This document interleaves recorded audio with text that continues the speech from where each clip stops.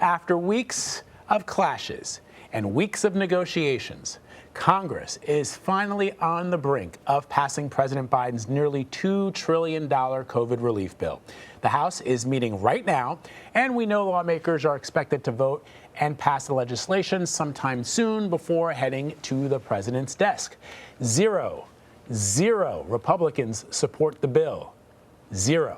They argue it's not targeted enough.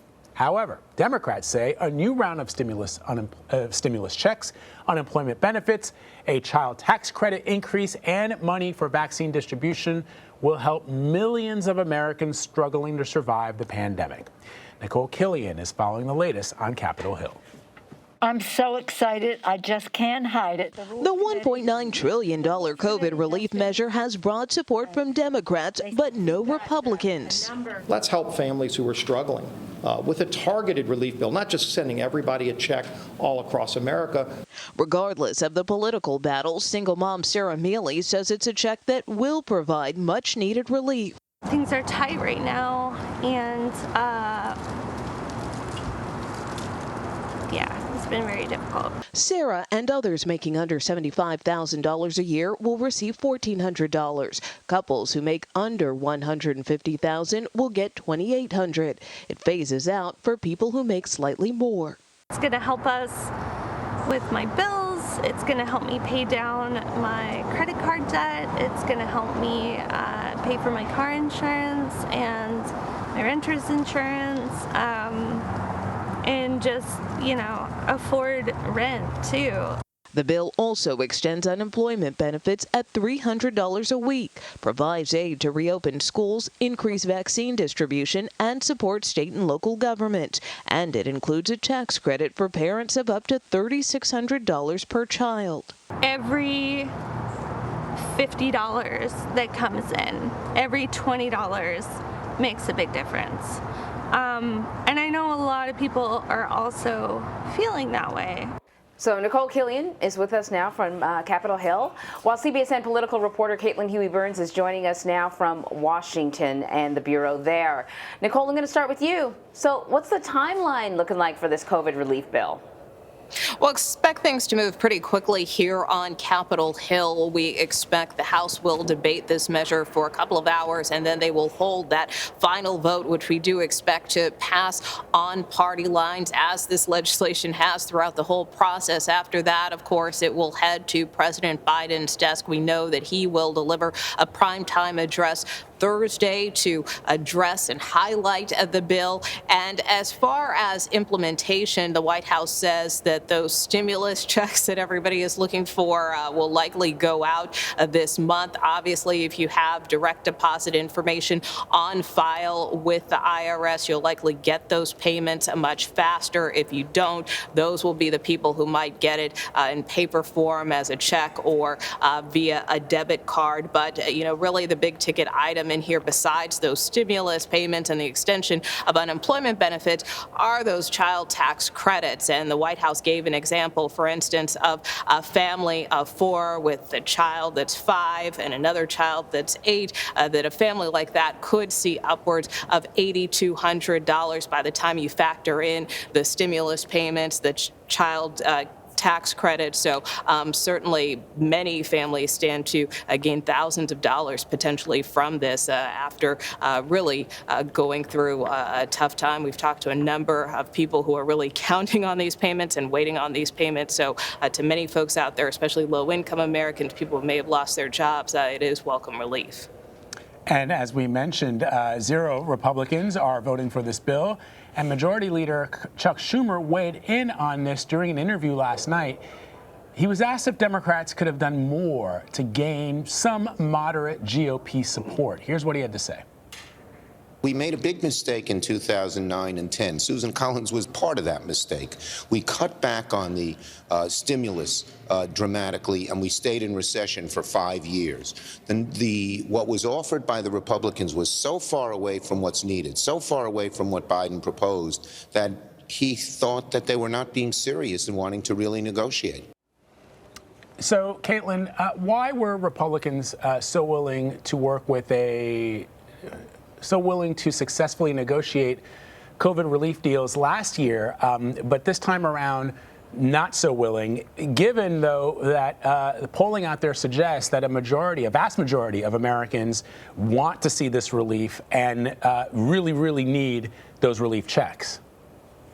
That's right. This is a bill that is very popular with the public, even among Republican voters. But compared to the $2 trillion CARES Act that passed a year ago, compared to the $900 billion relief package that was passed in December, those were passed with bipartisan support. This time, you're going to see this vote again come down to party lines. And that's because Republicans say that this is a bill that's too broad, it's too costly, and includes some liberal priorities. The biggest issues that they take issue with are, that money for state and local governments. That was a big sticking point in these negotiations. They also say the money going to schools is not targeted enough to get them to reopen. And they also take issue with the expansion of the child tax credit. Some Republicans calling it kind of an expansion of welfare.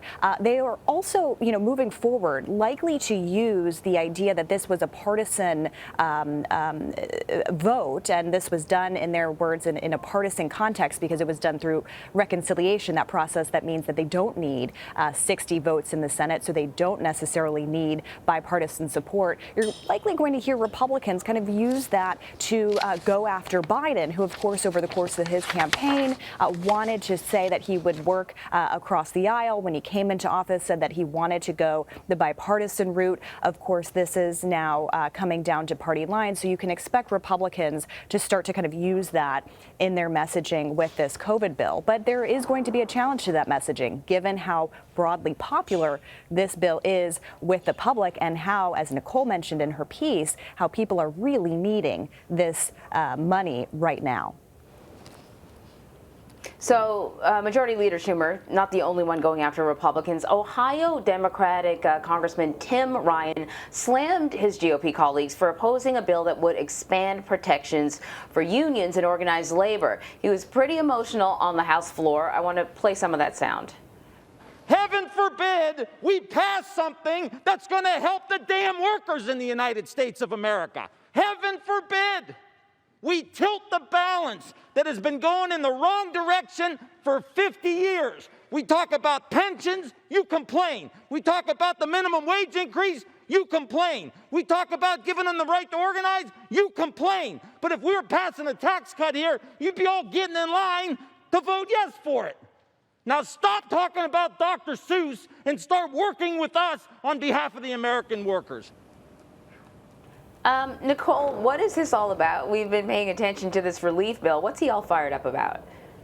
Yeah, well, as you mentioned, this happened during a debate of the Protecting the Right to Organize Act, otherwise known as the PRO Act, and it is a piece of legislation designed to protect organized labor. And so, as you know, with any bill, you've got this period of debate. But what we saw there was Congressman Ryan going off, and I think by now that video has gotten millions of views, but I think it really reflects the pent-up frustration among both sides and that typical argument of painting the other party as obstructionist. And so that wasn't the only tense moment that happened on the floor in the midst of that debate. There were other Democrats who took shots at Republicans and Republicans who took shots right back, not necessarily on the specific piece of legislation, but, just this frustration of, sometimes this feeling of gridlock that we often feel on Capitol Hill. And in terms of that reference to Dr. Seuss, of course, some House Republicans in particular